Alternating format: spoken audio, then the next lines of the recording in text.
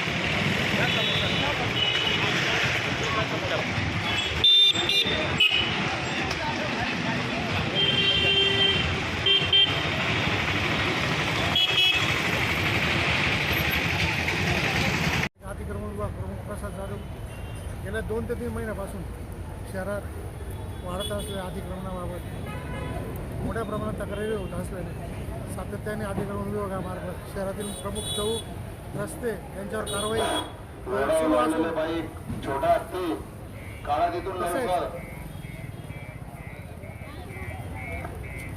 तसेच आज प्रमुख रस्ता असलेला चाळीसगाव रोड लोकमान्य हॉस्पिटल ते 80 फुटी रोडने पारवर छत्रपती शिवाजी महाराज पुतळ्यापर्यंत 80 फुटी रोडवर मोठ्या प्रमाणामध्ये गॅरेजवाले खाजगी वाहनं लावून रस्ता अरुंद केलेले, दुकानाचे शेड, पत्रे, टपऱ्या वगैरे लावून मोठ्या प्रमाणात रस्ता अरुंद केल्याने सार्वजनिक वाहतुकीचा अडथळा ठरत असल्याच्या मोठ्या तक्रारी प्राप्त असतात। आज रोजी कारवाई निश्चित करण्यात आली असून आजच्या कारवाईमध्ये पोलीस प्रशासनासोबत महानगरपालिका अतिक्रमण पथक सदर कारवाई सुरू असून अतिक्रमणधारकही मोठ्या प्रमाणामध्ये प्रतिसाद देत असून आपापले केलेले अतिक्रमण काढून घेत आहेत। तसेच धुळे शहरातील तमाम अतिक्रमणधारकांना आवाहन करण्यात येतं, ज्यांनी रस्ता रुंदीमध्ये अतिक्रमण केलेलं असेल त्यांनी स्वतःहून आपले अतिक्रमण येत्या 24 तास 48 तासात काढून घ्यायचे व मनपा प्रशासनास साहेब, ते 100 फुटीवर तेच परिस्थिती आहे, तुम्ही काय करणार तिथे कारवाई? त्यानंतर तिकडचा रस्ता टावरबागेच्या समोर यांचे मोहीम लागणार आहे, कारवाईत सातत्य राहणार। नमस्कार, मी Chalisgaon road police station PI घुसर।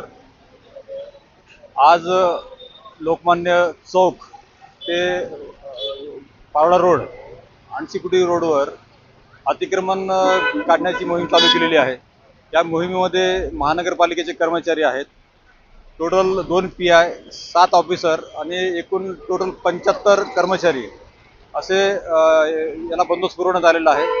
बऱ्यापैकी आतापर्यंत लोकांकडून सुद्धा तसा सपोर्ट मिळालेला आहे।